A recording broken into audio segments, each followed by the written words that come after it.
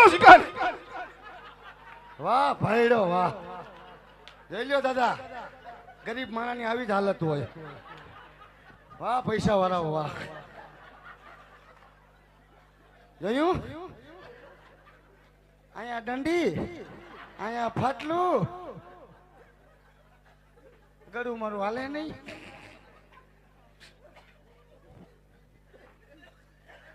તો એક્શન માં ચાલુ હોય. પાછું છે કદાચ જો સિંહોનો શિકાર નહીં કરને તો રાજા અજમાલ્યા માનશે કે આજ પટેલો કાયર છે.